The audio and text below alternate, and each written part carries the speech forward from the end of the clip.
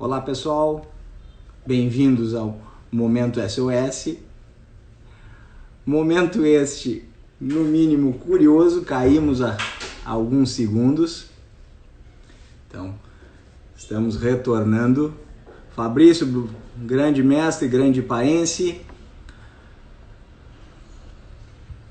Vamos ver se agora entra mais um companheiro de jornada, grande Vitor, boa noite. Vamos aguardando nosso convidado, que na hora de tentar entrar, eu acho que aconteceu de eu perder a minha rede aqui.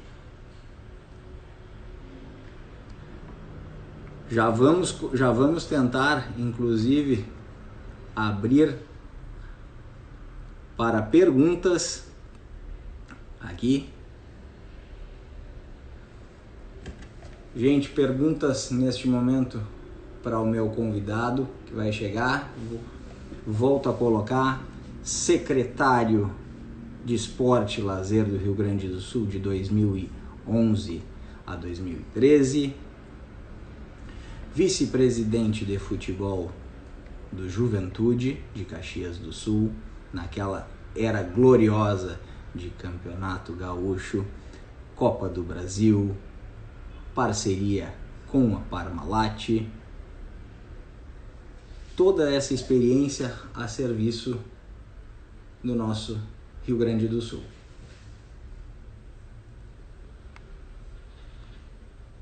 Vamos ver se ele já está.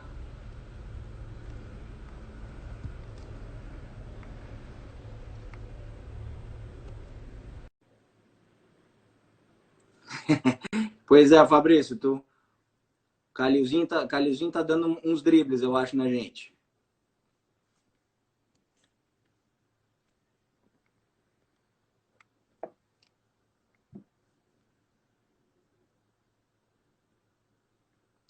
Vamos. Ó, já está aqui.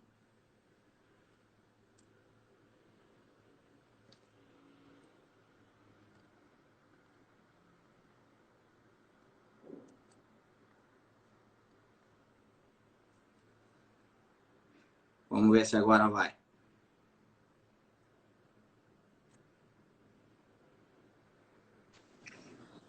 Estou presente, professor.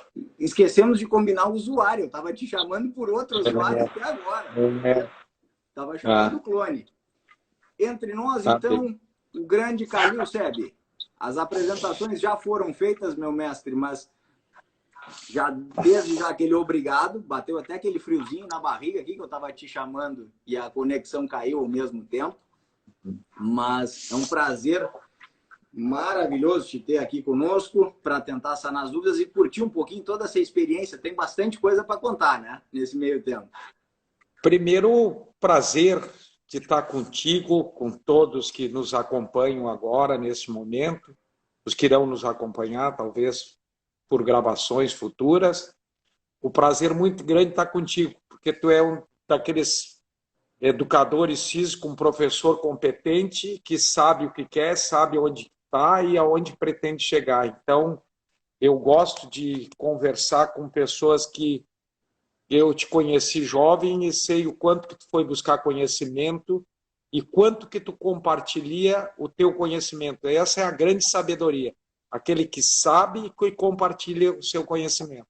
Nesse exato momento, uma lágrima quase escorre do meu olho quando eu vejo aqui Mariana, oi Pablo e oi pai. Quer dizer, vamos começar já dizendo que essa relação nossa tem uns 21 anos, né? Exatamente. Então... O Pablo foi professor da Mariana, minha filha, e agora, quem sabe, vai ser professor da Luísa, minha neta. Né? E do Matheus ainda, né? Daquele craque. Do Matheus. Mas é um prazer muito grande falar contigo e com todos que estão nos acompanhando. Eu, além de fazer vida pública há muitos anos, durante 30 anos fiz vida pública, eu tive a oportunidade de ser convidado para a criação daquele sonho de todos os desportistas gaúchos, que era a criação de uma Secretaria Estadual de Esportes. Realmente era um sonho, porque nós já tivemos Departamento Estadual de Esportes, tivemos Subsecretaria de Esportes, o esporte já esteve vinculado ao turismo, o esporte já esteve vinculado à Secretaria de Educação, e nunca existiu uma política estadual de esportes.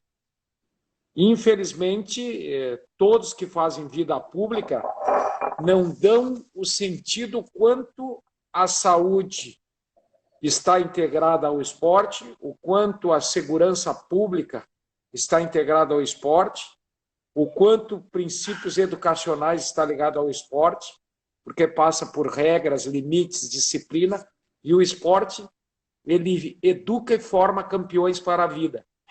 Então, quando eu fui convidado para o desafio de criar uma secretaria, e imagina só, o Rio Grande do Sul só foi ter uma secretaria de esporte no ano 2011.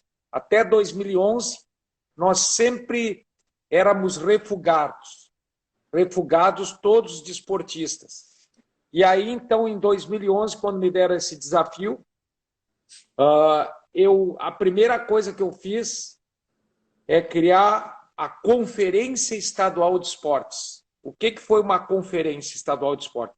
Foi dividido o estado em 8 regiões e depois fizemos a última em Porto Alegre, na capital, com a condensação de todas as informações colhidas, e das informações colhidas se fez o planejamento estratégico do que o esporte do Rio Grande do Sul queria. Então, desde se tratar do desenvolvimento do esporte, até o esporte de lazer, até chegar no de alto rendimento. E tudo era um orçamento muito pequeno, cobertor curto. Então, a primeira coisa que foi em todas as etapas da Conferência Estadual foi criar o sonho do esporte, que era a Lei de Incentivo ao Esporte. Então, eu tive a honra de ser o autor, como secretário, passar na Assembleia Legislativa, a Lei do Incentivo ao Esporte, para fomentar e desenvolver o esporte, que é do ICM a pagar das empresas. É diferente da lei federal, porque a lei federal só pode participar quem tem imposto de renda a pagar. E ICM, todo mundo que circula mercadoria no estado do Rio Grande do Sul, tendo lucro ou prejuízo, ele paga ICM. Então, todas as empresas gaúchas que têm que recolher ICM podem tirar até 10% do seu imposto a pagar para fazer projetos esportivos, culturais ou de ação social. E, infelizmente, agora, faz 1 ano e meio que não libera o Conselho Estadual de Esportes, não libera um projeto, porque eles alteraram a lei. A lei foi a contrapartida, baixou para 5%, que foi excelente. Antes a contrapartida era 25%. Somente não regulamentaram. Então, faz 1 ano e meio que mudaram a lei para melhor, e as leis têm que avançar. Na época, a gente não conseguiu, que a gente queria também que fosse somente 5%, mas a lei mudou, só que agora tem que regulamentar. E eu acredito agora com o novo secretário que um dos grandes princípios, ele acredita na lei, ele sabe que para fomentar o esporte precisa isso, e também tem que aplicar o Fundo Estadual do Esporte, porque todo esse dinheiro que vai para a Lei de Incentivo ao Esporte fica um dinheiro de Fundo Estadual de Esportes. E esse Fundo Estadual é para quê? Para tu atender política estadual de esportes. Então, na nossa época, nós realmente criamos uma política estadual de esporte. Nós criamos desde da volta do esporte escolar até chegar no esporte universitário, o fortalecimento das federações, e nós pegávamos aquele recurso que vem mensalmente, que é a verba das loterias, que é para o desenvolvimento do esporte, e nós desenvolvíamos o esporte. O dinheiro chegava, nós não deixávamos entrar no Caixa Único do Estado, nós fazíamos o dinheiro chegar direto na Fundergs, na Fundação Estadual de Esporte e Lazer. Nós, com esse dinheiro que vinha, nós conseguimos uma coisa muito interessante, que era convênio com as entidades. E esse convênio era até R$20 mil, porque uma coisa feita pelo privado é muito mais econômico que pelo público. O público, a burocracia, atrapalha e faz ser as coisas mais caras. E as pessoas que vendem para o público acham que não vão receber. Então, talvez os seus preços sejam maiores. Mas quando nós reorganizamos o esporte no Rio Grande do Sul, a primeira coisa, não se faz esporte sem gestores, sem rodeado de pessoas competentes. Então, a primeira coisa, nós conseguimos fazer uma chamada emergencial, uma contratação emergencial de professores por currículo. Tu foi um dos, inclusive, que entrou pelo teu currículo, pela tua capacidade técnica. E conseguimos valorizar, porque o professor de educação física, ele era mal reconhecido no cenário, na parte financeira. E nós conseguimos que um professor entrava com um salário digno.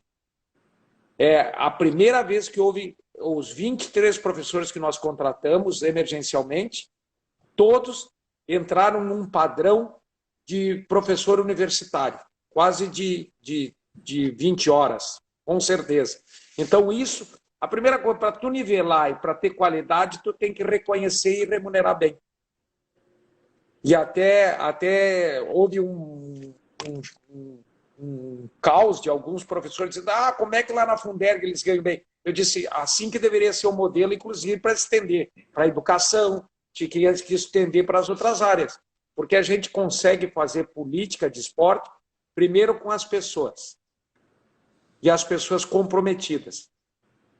E aí nós temos toda aquela coisa, não só a lei de incentivo ao esporte, nós começamos a fazer a integração com todas as federações, nós revitalizamos o SET, nós começamos a participar de jogos escolares, criamos os jogos escolares no Rio Grande do Sul, os jogos indígenas, se conseguiu revitalizar o SET desde uma pista de atletismo, trouxemos o maior evento da história do Rio Grande do Sul, depois da University, que foi o Mundial Master de Atletismo, trazer 4.500 atletas para o Rio Grande do Sul.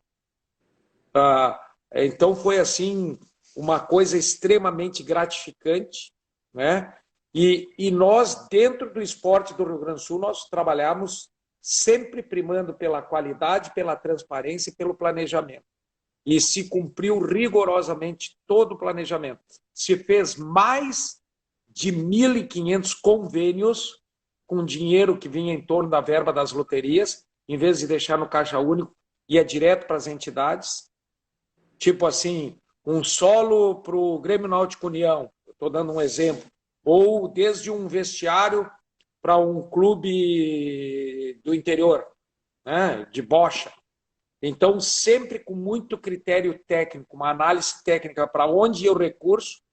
Então, nós fazíamos editais, desde editais para dinheiro para fomento na área pública como privada, e criamos coisas assim para popularizar o esporte. Fizemos o maior campeonato da história da várzea, com quase 800 equipes inscritas, quase 800 equipes inscritas, se eu não me engano, foi 794 equipes inscritas.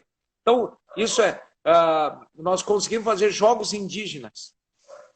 Olha, nós fazíamos os jogos da terceira idade, fazíamos jogos indígenas, e o SET, todas as Olimpíadas escolares foram feitas lá na revitalização do SET, Centro Estadual de Treinamento Esportivo.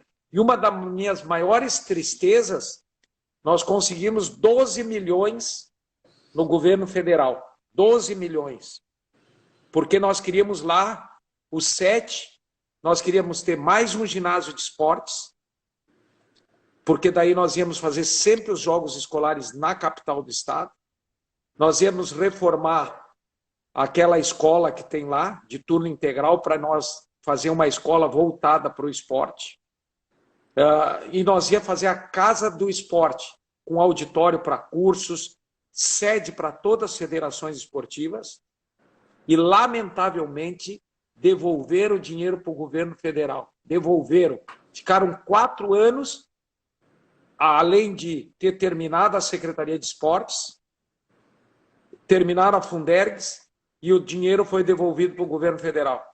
E isso é política de Estado, independente de quem é o governo, não vou saber se é governo A, B, ou C ou D. O dinheiro conquistado foi um retorno para o Rio Grande do Sul. Então, nós íamos ter uma casa de esportes com um auditório que serviria para cursos, para tudo. Íamos ter um belíssimo projeto. Olha, o projeto lindo de morrer, aprovado com toda aquela burocracia da verba pública federal, que é via Caixa Econômica Federal, nós aprovamos todo o projeto e, lamentavelmente, devolver o dinheiro. Devolver o dinheiro. Isso é triste para o esporte do Rio Grande do Sul. E nós conseguimos fazer uma pista de atletismo em tempo recorde. Conseguimos fazer uma pista de atletismo alemã por 1.600.000.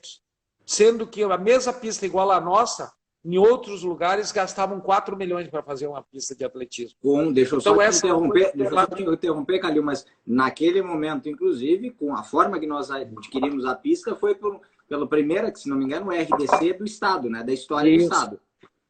Isso aí é regime diferenciado de contratação, que tu não olha só preço, tu olha a qualidade, tu consegue fazer mais ágil que a Lei 6.666, que são editais, que tem tempos, tem prazo.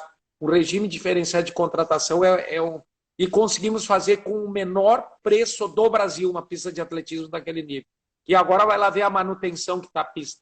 Lamentavelmente, aquela pista tinha que um dia por semana ter descanso, um dia por semana ela ser aspirada, ser lavada, para ela ter uma durabilidade da garantia que deram. E nós fazíamos tudo isso, porque tinha gestão dentro do SET, tinha recursos humanos, tinha coisa. Agora o SET tem medo, e fora a escolinha de judô, de futebol que tinha lá, de a ginástica olímpica, tantas modalidades. Tu foi um dos coordenadores técnicos lá, tu via o que era a circulação de pessoas por dia lá, né?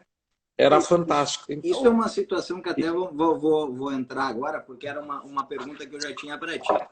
Essa situação, quando a pista foi reinaugurada em via do Mundial de Atletismo, logo depois que o Mundial acabou, tu vai te lembrar bem, nós entramos com uma normativa, junto à comunidade que usava o SET, do limite de utilização de até 100 pessoas no máximo por hora.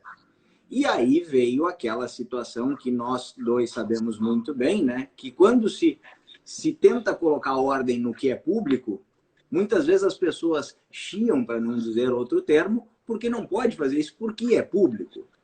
Então, aí vem a primeira pergunta para ti. Como se gerencia esporte num país onde se clama por mudanças, mas aonde e quando as mudanças são tentadas, eu não vou nem dizer se são bem feitas ou mal feitas, elas são tentadas, né? As pessoas reclamam porque elas mexem com a sua zona de conforto. Tem que fazer como nós fazíamos, sem falsa modéstia. Como é que nós fazíamos? Nós acreditávamos nos projetos, nós conversávamos com a sociedade de forma transparente e nós usava normativos. Se tinha regras, se tinha limites, sabia como fazer, como poderia fazer. E a pessoa tinha que ter consciência que está num bem público. O bem público é de toda a sociedade. Se nós cuidar, nós estamos cuidando do nosso dinheiro, que foi através dos impostos que pagamos, que ele tem que ter o retorno para a sociedade. Então, poderia ter chiado, o pessoal chiar um pouquinho, mas nós, felizmente nós conseguimos fazer com que a comunidade entendesse. Quando a gente recebia todos aqueles jogos escolares das gurizadas do estado todo mundo aproveitando e adorando o nosso SET, né? E o SET era para ser o centro de toda a política de esporte do estado. Ali seria o plano piloto, porque nós tínhamos convênio com todas as universidades, que tinha assim as coordenadorias regionais, por exemplo, na Universidade de Caxias para cuidar da região nordeste do estado, na Universidade de Santa Maria para cuidar da região lá de Santa Maria, em Pelotas. Isso aí fez com que a gente trouxesse o mundo acadêmico, científico, mas que não ficasse só na pesquisa de paper. Não é paper, era a pesquisa aplicada. É as pessoas entenderem que há possibilidade de tu colocar em prática. Então, existia uma presidente na Fundergues que conhecia tecnicamente, existia um diretor técnico que conhecia e analisava os projetos e discutia. Existia na Fundergues um diretor financeiro administrativo para cuidar do dinheiro público, onde é que estava sendo aplicado. E existia um corpo de coordenadores, tu foste um dos coordenadores técnicos, que sabiam aonde estavam e aonde queriam chegar. Né? Então, sempre se primou pela competência e pela qualificação. E não se fez politicagem. Não se fez politicagem. Eu era deputado, mas eu jamais fiz politicagem. Eu fiz política de desenvolvimento do esporte. E essa é a seriedade que tem que ter na política. Eu vou te perguntar, até porque veio os nomes. Beijo para dona Renita, abração para seu Luiz Borer e todos os outros também, foram importantíssimos para o desenvolvimento aí do esporte do nosso estado nesse período. A situação, agora eu vou apelar para o Calil esportista, o Calil gestor, mas, né, principalmente o Calil político. Nós temos um problema, muitas vezes, da nossa gestão pública, que é o de acomodação de políticos, muitas vezes, para, vamos dizer assim, apaziguar ânimos e se avançar em pautas, muitas vezes. Isso é comum no jogo político e eu consigo entender. Agora, a pergunta já trazendo para o nosso cenário esportivo, qual a diferença que tu julga que fez ter colocado pessoas de antes de uma experiência, sim, política, mas com notório saber e trajetórias esportivas em funções como coordenação técnica e tudo mais, que é uma coisa que a gente acaba vendo isso no esporte, mas vem em muitas outras esferas na política. Eu acredito sempre que tu tem que conciliar a área técnica com a área política. A política te encurta caminho, porque nós todos somos um ser político. Até em casa, quando tu negocia com os familiares, se tu fizer uma boa política de construção, tu consegue as soluções mais rápido. Sem dúvida. Isso é na família, isso é na escola, isso é no trabalho, é em qualquer lugar. Mas eu acho que tem que primar sempre pela qualidade. Eu tenho pavor quando há acomodações políticas, que a pessoa não tem o DNA para aquilo e vai para uma área. Eu era deputado, mas fui para uma área que, sem falsa modéstia, eu me sinto preparado para isso. Não só preparado por ter um curso de administração de empresa, ter um pós-graduação em marketing, e na PUC, ter um mestrado em ciências sociais, né? Um mestrado em ciências sociais na PUC e um pós-graduação na URGS. Eu me sentia preparado para o desafio que me deram. E eu acho que eu chegava no Ministério do Esporte, eu chegava com a credibilidade de alguém que já tinha tido experiência em clube. Eu fui, que criei toda a política de esportes. Até na época levei o Pulga comigo para Caxias, no Recreio da Juventude. O Pulga foi trabalhar comigo lá em Caxias. Nós criamos desde uma gerência de esportes no Recreio da Juventude. Hoje ele é um dos melhores clubes do Rio Grande do Sul, na parte de formação. Tu pega diversas modalidades esportivas. A Confederação Brasileira de Clubes do Brasil incentiva. Eles buscaram agora uma piscina olímpica, bancado pela Confederação, daquela verba também das loterias, porque tem gestão, tem política. Então existiu um plano e que foi dado toda a sequência. O Calil saiu de lá, nós tinha desde tudo começa com o professor. Nós tinha o instrutor, o estagiário, o instrutor, o técnico júnior, o técnico pleno e o técnico sênior. Então nós tinha até um plano de carreira para os professores, até onde ele podia chegar. Ele podia ter iniciado como estagiário, um professor conosco, mas ele podia chegar a técnico sênior, que era o que cuidava do alto rendimento da coisa. Então ele passava por todas, desde as escolinhas que nós tínhamos, Educando Campeões, nós chegamos a ter, lá no Recreio da Juventude, chegamos a ter 1.400 crianças em escolinhas. E hoje continua. É uma escola. Né? Então, eu acho que tem que conciliar. eu acho que o político que tem DNA para a questão, ele se sai muito bem. Eu conhecia um político que eu vou dar um exemplo, Germano Bonot. Foi um grande secretário da Saúde. Fantástico. É um homem preparado, um homem tolhido. Meu amigo, foi meu colega deputado. Cada vez que ele ia para a Secretaria da Saúde, todo mundo vibrava, porque ele tinha conhecimento. Cara sério pra caramba. Cara sério. Então, eu estou dando uma área, assim como às vezes tu vai para a gestão pública, a primeira coisa, o cara tem que ser despachado, tem que ser ágil e tem que saber os caminhos para ser mais rápido.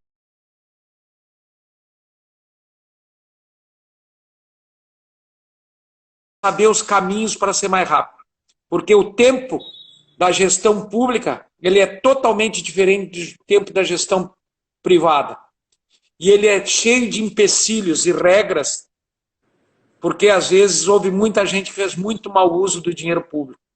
Então, tenta ter um grau de fiscalização grande, que infelizmente, às vezes, mesmo com tudo isso aí, tem gente que faz mau uso do dinheiro público, que é lamentável. Então, eu acho que não pode ter secretarias para acomodações. Tem que ter secretarias com pessoas competentes e técnicas nas suas áreas. Por exemplo, agora, tu pode ser político e tu pode assumir uma secretaria. Vamos torcer agora. O Darley, ele foi atleta de alto rendimento, foi atleta profissional, tem a experiência de ter sido deputado. Vamos torcer. Ele é político? É. Mas ele vai poder fazer uma bela condução da Secretaria de Esportes. Não, eu não vejo mal nenhum. Esportiva, tem uma trajetória esportiva que permite ele enxergar. A gente tem que torcer. Infelizmente, às vezes é ruim quando tem aqueles rateios que ganha, é o partido político que ganha. E às vezes o partido político não tem quadros que tenha competência para assumir uma secretaria. E daí, não, vamos botar esse, porque esse sempre foi do partido, sempre concorreu quando o partido precisou. Mas às vezes ele não é do ramo e não tem o conhecimento. Sim. E é tão bom ter o conhecimento para poder compartilhar conhecimento e gestão. Deixa eu só dar um abraço aqui grande para os amigos da Federação de Badminton de Goiás, que estão agora na live aqui conosco, dizendo o Brasil que queremos, inclusive. E um rapaz lá de Londres, Bruno Mastrascusa Rodrigues, brincando, falando do clube que tu acabou de falar, do Recreio, dizendo clube que investe muito no badminton, dizendo tá prestigiando a live conosco. O Recreio da Juventude tem todas as modalidades esportivas. Calil, uma situação que me chama a atenção. Agora vamos sair um pouquinho do espectro gaúcho e vamos dar uma olhada Brasil até. Uma das razões, é a opinião, uma das razões que tu acredita que não existe uma política de Estado é também a ausência de uma visão ou modelo de esporte. Eu vou te dar a ideia. O modelo americano, por exemplo, existe uma estruturação do esporte, desde o esporte escolar, passando pelo esporte no ensino médio, chegando ao universitário com, inclusive, formação do indivíduo e profissionalismo. Ou um modelo mais, vou pegar russo, onde a criança ela é captada, isso já estou falando União Soviética e chegando ao padrão início dos anos 90. A criança era captada na escola, era percebida como um talento, era colocada em centro de excelência muito parecido com o que seria o nosso modelo do SET, teria metas críveis e se desenvolveria potencialmente sem, talvez, inclusive, chegando a um nível profissional. E essa ausência de modelo, a gente ainda tem outros modelos, modelo francês, tudo mais, seria um dos empecilhos para que a gente tivesse uma política de Estado no esporte e que as pessoas entendessem isso e deixassem... Concordo plenamente, não é só no Estado, não tem uma política nacional de esportes. O esporte ele deveria ser encarado que nem tu tem uma política nacional de saúde, que tu tem um SUS, tem um Sistema Único de Saúde, tem todos os normativos. O esporte deveria ter normativos e o esporte deveria, a base de todo esporte começa no educacional. O professor de educação física, além de deveria a obrigatoriedade, ele deveria ter horas a mais para fazer o contraturno escolar. Aí tu vai buscar o alto rendimento. Tu pode ter dentro da própria escola não só educar campeões para a vida com limites, regras e disciplina. Tu pode descobrir talentos, porque um país com o número da população que nós temos, com a faixa etária que nós temos, o biotipo, tu pega regiões que nós temos biotipo de descendentes de alemão, italiano, pessoas com biotipo forte. Então, eu acho que o esporte, a criança tem que ser multidisciplinar até uma faixa etária, e aí depois que tu vai descobrir o talento dela. O meu sonho agora, eu sou presidente da Sociedade Libanesa. Eu quero fazer um projeto lá dentro da Sociedade Libanesa, que nem nós começamos lá no Recreio da Juventude. Mas até a professora Reni está me ajudando. Nós estamos montando para crianças que começam desde a recreação de 3 anos a 14 anos. Nós vamos ter oficinas para ele despertar qual é a modalidade que ele quer. Se ele vai jogar um futebol, se ele vai para lutas, se ele vai para o basquete, para o vôlei, se ele vai fazer ginástica olímpica. Então nós queremos fazer oficinas de formação, de oportunizar o jovem descobrir o seu talento. Entendeu? Nós estamos com o projeto para apresentar agora pela Lei de Incentivo ao Esporte, né? Para montar toda a infraestrutura, entendeu? Se nós queremos montar um investimento em torno de R$700 mil para montar toda a área. É um minizinho set pequenininho só para crianças, né? Então nós estamos pensando muito nisso aí, porque eu acho que os clubes hoje em dia eles têm que ser criativos. Para tu atrair alguém, continuar sócio de um clube, porque infelizmente com as tecnologias a socialização perdeu aquilo lá de tu ter vida de clube. Sem dúvida. Né? Então nós temos algumas ferramentas para atrair as pessoas para dentro de um clube.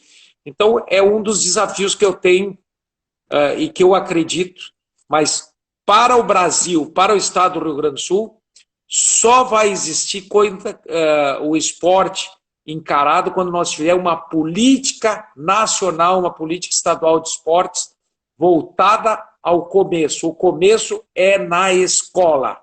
É na escola que tudo pode transformar. Da escola, eles vão começar a valorizar, porque daí vai para as universidades, vai para os clubes, vai para as federações e tem que trabalhar todo mundo integrado e junto. Um país que nem o Brasil, ele tem potencial para ir muito mais longe. Muito mais longe. É só criar uma política estadual de esporte. É que também nós, de esportistas, não somos unidos e mobilizados. O pessoal do esporte, ele não valoriza seu voto na hora de votar. Na hora de votar, ele vota para qualquer um, ele nem vê se o cara botou alguma linha sobre o que ele pensa do esporte. E as pessoas pegam e votam. Eu acho que o voto tem que ser uma coisa consciente. Se eu sou da área de esportes, eu vou procurar um cara que vai defender o esporte como ele deve ser. Então, lamentavelmente, se nós hoje não temos uma política de esportes, é porque nós não temos representantes oficiais de esportes para a seriedade que o esporte precisa. Representante não é aquele lá só porque foi um atleta, se foi isso, não. É o que ele acredita. Vamos ver os seus propósitos para ter o esporte. Eu, por exemplo, quando fui vereador em Caxias, em 88, eu fiz o projeto de lei da criação da Secretaria Municipal de Esportes em Caxias. Hoje, Caxias do Sul tem uma Secretaria de Esportes, tem uma política de esportes. Está até o Gabriel lá como secretário de esportes. Entendeu? Então, existe orçamento, existe secretaria, existe tudo.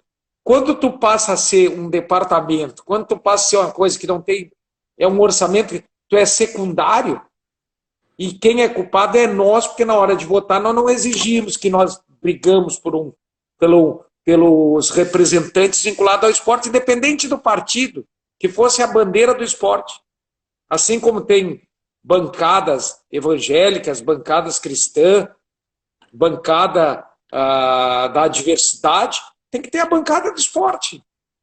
Não, e esporte, de uma certa forma, também, para quem está nos vendo, nos ouvindo, no caso, né, fala-se muito sobre dinheiro, mas às vezes esporte também envolve criatividade. Eu vou te ajudar porque tu participou da criação, eu, professor Luiz Afonso, há 21 anos atrás, do 24 Horas IPA, que para quem nunca ouviu falar, foi uma situação em que nós fizemos mais de 24 partidas de futebol, chamamos muitas pessoas do meio esportivo, 24 horas de esportes, do meio jornalístico, chamamos a atenção da imprensa para uma atitude extremamente simples, aquela bolinha do fim de semana, só que nós colocamos toda a comunidade em torno de um projeto de, olha, vamos celebrar a atividade física, vamos promover a integração social entre pessoas que provavelmente nem iriam se conhecer, não fosse aquele evento, e não se gastou absolutamente nada naquilo, né? Muito pelo contrário,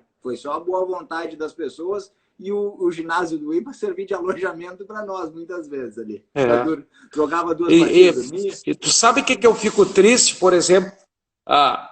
O IPA, Instituto Porto Alegre, um conceito de esportes, e a primeira coisa quando ficou só a universidade, desmanchar o campão e a pista de atletismo.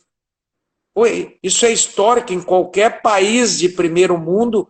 A última coisa que é terminada é uma pista de atletismo, é um campão, aquilo era histórico, aquilo era o DNA do IPA, era aquele campão.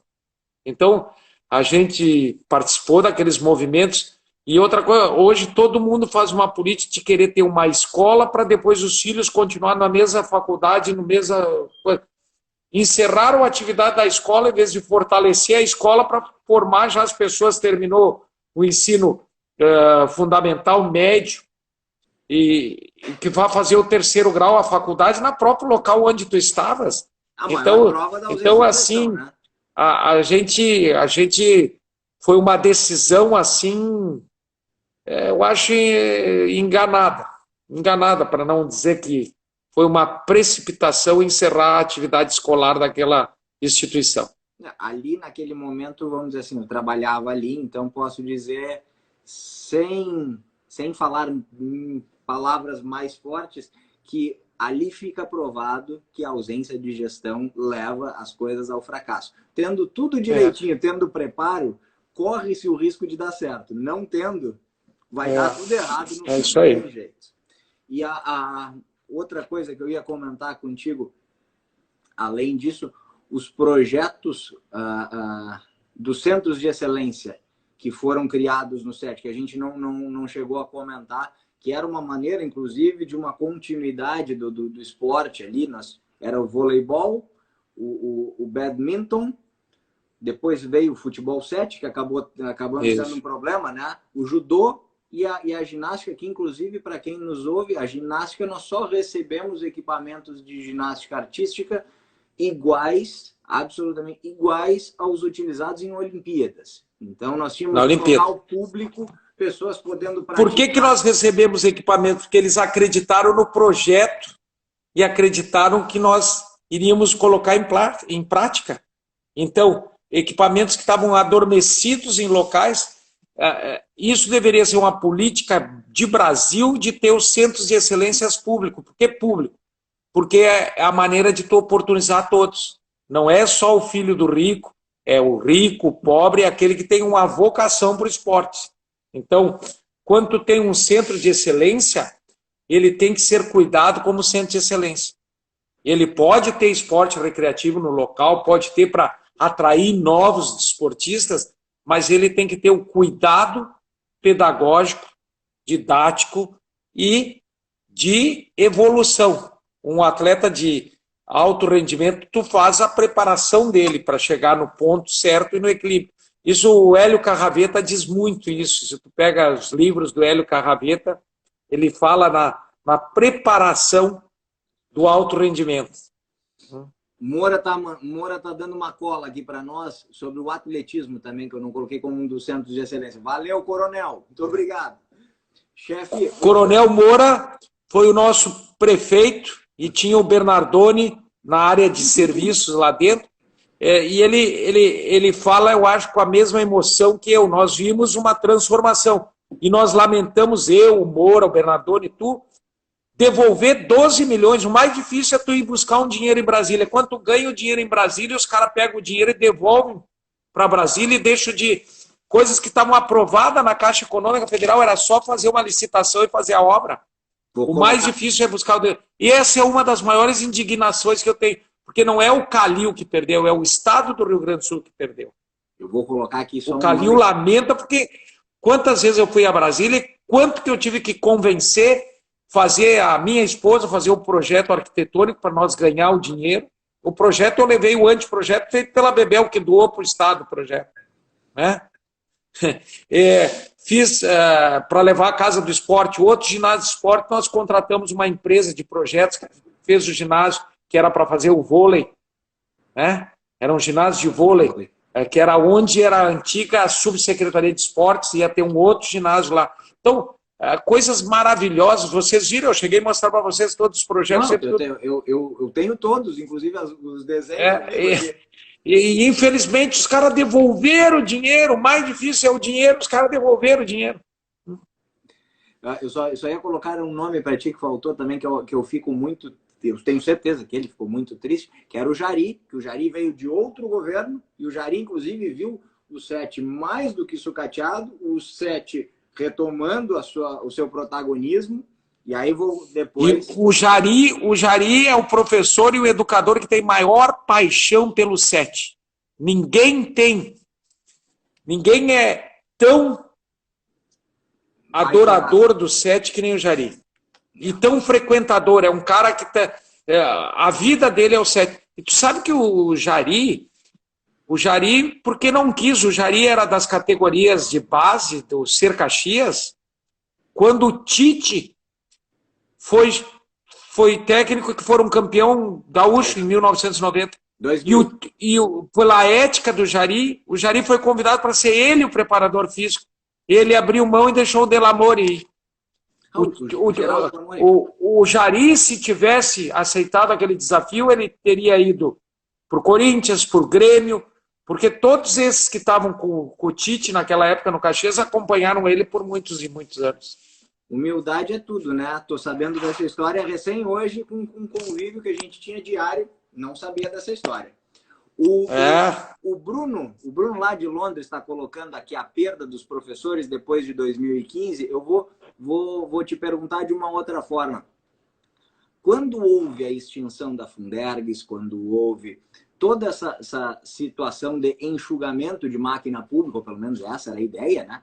Que se tinha na época do início do governo Sartori, se falava muito em economia. Pergunto para o ex-gestor, qual é o tamanho de uma economia tu retirando política pública de esporte? Que economia foi essa? Pelo contrário, eles daí vão gastar, se tu não tem uma política de esportes, eles vão gastar depois com uma FEBEM, que é a antiga FEBEM, ou vão gastar com mais presídios e mais coisas, porque o esporte, eu já vi o esporte transformar muitas vidas. Então é lamentável quando alguém pensa que o esporte é despesa, esporte é investimento. Por isso que tem que ter os desportistas acreditando nisso, como tu, Pablo. Tu está aqui como um desportista, professor, educador, brigando para que as coisas tenham uma continuidade. Nós, no Rio Grande do Sul, era inédito nós ter uma Secretaria de Esportes. Nós conseguimos manter por 4 anos a Secretaria de Esportes. Veio um novo governo, extingue a Secretaria, e além de extinguir a Secretaria, extingue a Fundergues. Só que isso aí não é economia, isso é desrespeito com a sociedade. Eu juro, fico sem palavras, que eu lembro de tudo que aconteceu, inclusive a própria comunidade se solidarizando conosco, com a história dessa extinção, porque, para quem não sabe... Como é que eu ponho volume aqui que eu não sei? Tá com problema de volume? Não? Tu não tá me ouvindo?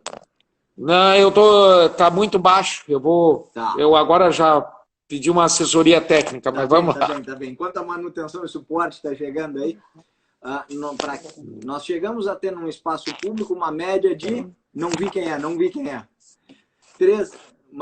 de 3.500 atendimentos na pista de atletismo, com aferição de pressão arterial, com controle, muitas vezes, de treino, inclusive, dessas pessoas.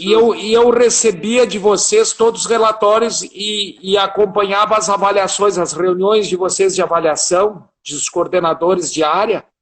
Eu recebia todos, porque eu procurava ser um secretário atuante. Às vezes eu não estava lá do dia a dia com vocês, mas o que eu cobrava das pessoas que rodeavam a mim lá na secretaria, eu cobrava muito. Eu lembro de algumas cobranças. Mas faz parte. Eu acho que quem trabalha com bem público, se não trabalhar com cobrança, não fica em casa, trabalha com o que é seu, que é mais fácil, né?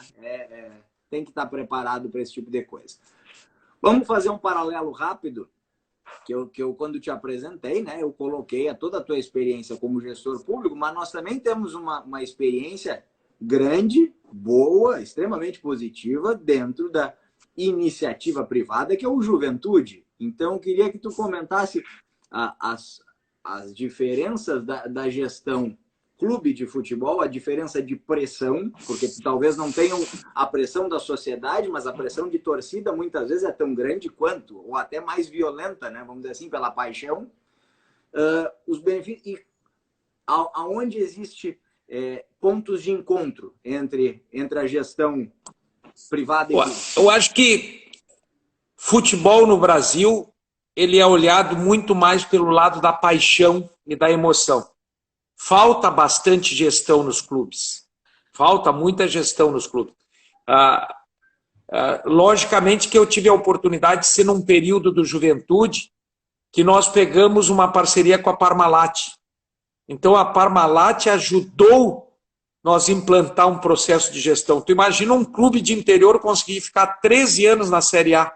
Nós ficamos 13 anos consecutivos na Série A. Porque existia uma política de saber. A gestão é tu saber onde tu estás, aonde tu pretende chegar e como fazer para chegar lá. Então são 3 coisas que tu tem que fazer. Aonde tu está, aonde tu pretende chegar e como tu vai fazer para chegar lá. Então no Juventude tinha uma meta de ser campeão gaúcho, de ser campeão brasileiro, de estar entre os melhores clubes do Brasil. Tudo isso aí foi construindo. E deu sorte a Parmalat. Teve eficiência da direção de nós buscar a Parmalat, mas a história da Parmalat eu vou contar, que é um case. A Parmalat só chegou no Juventude porque a empresa Parmalat comprou a Lacesa. A Lacesa era a maior empresa de laticínios do Rio Grande do Sul. Eu lembro.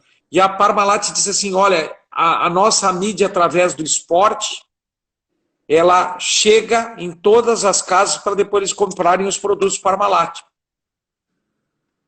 Então, já era uma criação inteligente de uma empresa, né? E aí, o que aconteceu?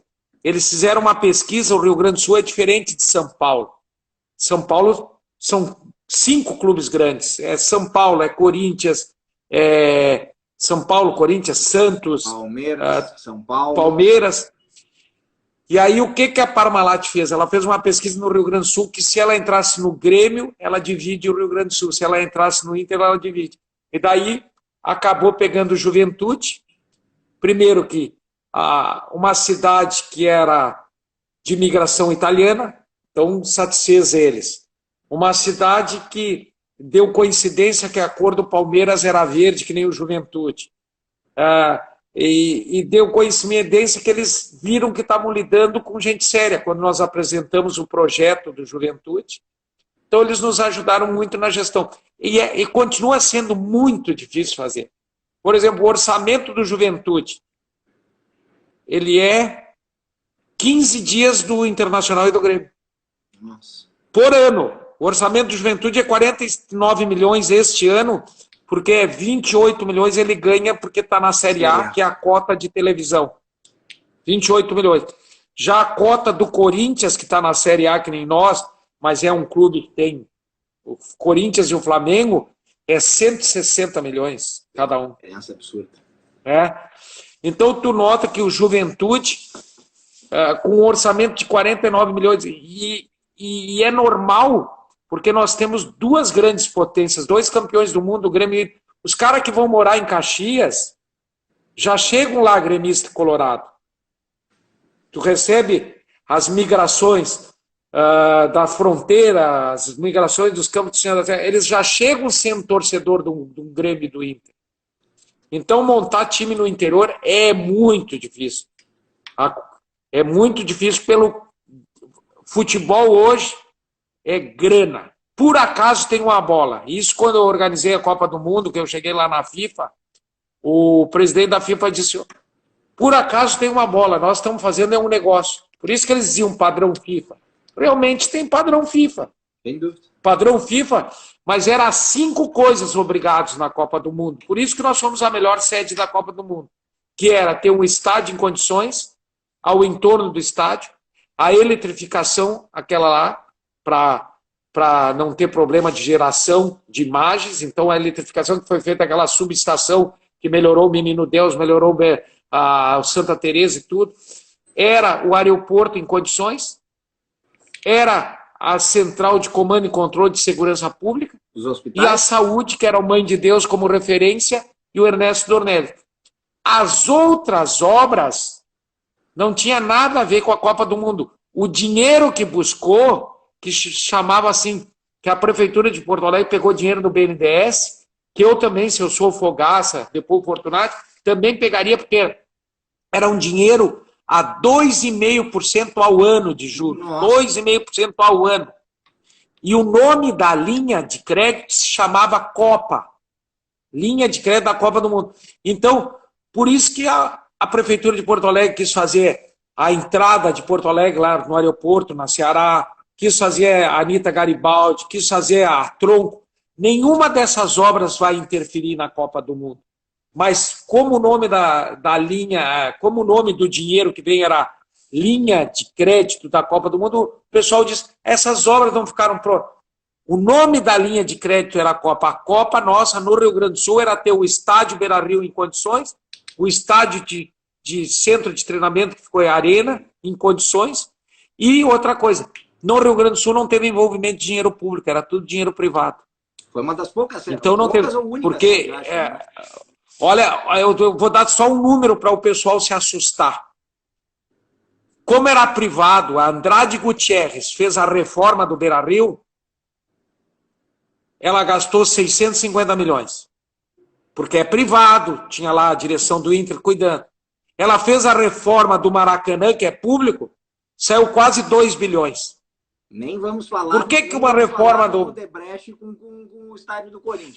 Não, vamos pegar a OAS. A OAS fez o estádio do Grêmio novo, 700 milhões. Ela foi fazer reforma a OAS da Fonte Nova e saiu 1 bilhão e 400. 1 bilhão e 400 milhões. Sendo que a Arena do Grêmio saiu metade, 750 milhões. O estádio totalmente novo. E nada contra, mas com a experiência, não como gremista, faço questão de dizer, mas estádio da Fonte Nova, muito bonito. Mas não há como comparar um estádio... Não chega aos pés da Arena. Assim como as outras reformas não chegam aos pés do Beira-Rio. E nós tivemos 2 estádios privados, 2 estádios que fizeram com parcerias, que hoje em dia a parceria é uma coisa normal, porque a área de espetáculo, se a OS sair daí, vai fazer o quê? A Andrade tem que entregar para o Grêmio e para o Inter, porque aquilo só vai viver da paixão do Grêmio e do Inter. Sem dúvida. Sem dúvida. Mas a Copa trouxe muitos avanços para nós. Olha, só os equipamentos que nós ganhamos de segurança pública, de inteligência, de monitoramento, de tecnologia vinda de Israel. Quem conhecer a central de comando e controle, que por causa das fronteiras secas que nós temos, a integração das polícias ali na frente da Secretaria de Segurança, e ver aqueles caminhões que nós ganhamos para grandes eventos, só aquilo ali já valeu a Copa do Mundo para o Rio Grande do Sul. Era o Kleber. Sou também contra nós ter tido 12 sedes, nós podíamos ser que nem os outros países, ter 8 sedes, enxugar. Nós podíamos, aquele dinheiro de mais 4 estádios que o governo bancou, tinha que ter feito mais hospitais, mais outras áreas. Eu sou desportista, mas eu, antes de ser desportista, eu sou um cidadão de bem que olha onde que deve ser colocado o dinheiro. E a Arena Pantanal, a Arena Amazônia, ela não foi construída com dinheiro do Amazonas, nem do... Ela foi construída com dinheiro de todo brasileiro, né? Então... Era mais barato, se tu quer difundir a Amazonas, todos os que vieram nos visitar no Brasil, tu desse uma passagem aérea para eles ir lá conhecer sem dúvida. Amazonas. Era mais barato que construir 4 estádios sem nexo nenhum. Sem dúvida. Chefe, para terminar, o maior vamos dizer assim, alegria desse trabalho de gestão pública, esportiva, é claro, maior tristeza ou maiores tristezas, e dentro da mesma resposta, um conselho para o nosso novo secretário, Darley, aonde ele não pode errar se dependesse do Calil. Eu acho que, primeiro, tristeza. Tristeza porque a gente, com alegria, supera as tristezas. Tristeza. Ter devolvido 12 milhões para o governo federal de coisas concretas que podia. Segunda tristeza, pararem de fazer os convênios com as entidades. Faz direto convênio com a entidade e usa o Fundo de Desenvolvimento do Esporte, que é o dinheiro que vem das loterias. E terem encerrado uma secretaria que estava totalmente estruturada, deixada com leis. Eu criei a lei da criação da secretaria, criei a lei de incentivo ao esporte, criei toda como é que tinha que ser os planos de carreira, como é que tinha que fazer o concurso público. Então, infelizmente, são as tristezas. Mas alegrias é tu participar do maior mundial de futebol de várzea, tu participar das Olimpíadas Escolares, tu participar de uma Olimpíada Indígena, tu levar as crianças para os Jogos Brasileiros, que era a Olimpíadas Escolares, tu participar a revitalização do SET, trazer um mundial massa de atletismo. Então, as alegrias de ver nós criar uma política estadual de esportes construída com a comunidade. Foi construída com a comunidade. Eu estava à frente com uma equipe que nós todos tínhamos compromisso de fazer aquilo que a comunidade queria, dentro das regras e limites, e cuidar bem do dinheiro público.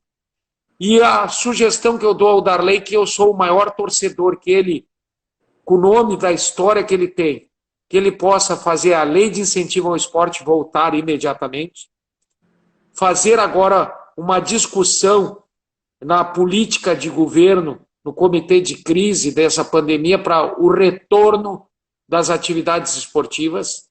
Tem muita quadra de esportes que tem que estar funcionando já, né? Tem que cuidar, tem que ter os protocolos de saúde, mas tem que começar a funcionar. É que nem tem professores que dizem, que absurdo voltar a um colégio. Não estou dizendo que eu defendo a volta do colégio, eu estou defendendo aquelas crianças que fazem a melhor alimentação do dia lá na escola. E muitos deles não estão comendo decentemente, porque a principal alimentação deles é a merenda escolar.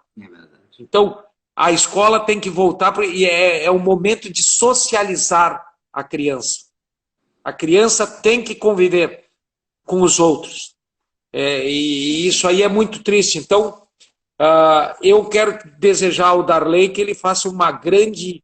E que bom que nós temos secretaria, mas que deixem estruturar novamente a secretaria. Porque não adianta uma secretaria sem equipe. Nós conseguimos fazer, mesmo com as contratações emergenciais, nós tínhamos quase 40 pessoas na Fundergs. Nós tínhamos na Secretaria de Esportes 18 pessoas. Nós tínhamos só o comitê da Copa do Mundo mais 12 pessoas. Então, não é cabide, não é para ir lá gente que não queira trabalhar, não é encostar ninguém. É ir lá para produzir e para trabalhar, mas tem que ter equipe. E os jogos escolares deveria ficar com a Secretaria de Esportes, uma integração, porque vem verba federal do MEC, Ministério da Educação e Cultura, e eu acho que nas mãos do esporte seria muito melhor os jogos escolares do Rio Grande do Sul. Sem dúvida. Chefe, um prazer inenarrável. já te agradeci algumas vezes, né, por todas as oportunidades do tempo de IPA, do tempo de Fundergs. Quer dizer, agora, quando tu estava falando do Mundial, eu acho que uma das maiores emoções que eu tive esportivas da minha vida, obviamente não era eu competindo, foi a largada do Mundial Master, a corrida de 100 metros rasos, categoria 90 a 99 anos. Acho que a celebração da vida estava ali. Duas pessoas na faixa dos 95 correndo, e eu olhava para o lado, aquela coisa boba da gente, né, de não querer se emocionar com aquilo e ver. Quando eu olho para o lado, era absolutamente todas as pessoas que estavam em volta da pista de atletismo, com os olhos cheios de lágrimas vendo aquilo, e as duas pessoas que estavam correndo, se divertindo e acho que celebrando todos que estavam em volta. Eu acho que celebrando a vida, né? Eu acho que é um grande momento. A equipe toda da Fundergs pegou muito e conseguimos fazer todo aquele evento pela lei de incentivo ao esporte, que nós pegamos a ANET, do seu ICM a pagar, ela bancou R$1 milhão e nós fizemos o maior evento da história do esporte no Rio Grande do Sul. A Renita estava na coordenação executiva e nós fizemos um trabalho muito bem feito, porque houve a participação de todos e a ajuda de toda a comunidade. O que nós tivemos de voluntários, desde os estudantes lá do IPA, da universidade, todo mundo presente, todo mundo integrando o que o esporte faz, integra pessoas, né? Então foi um prazer muito grande, Pablo.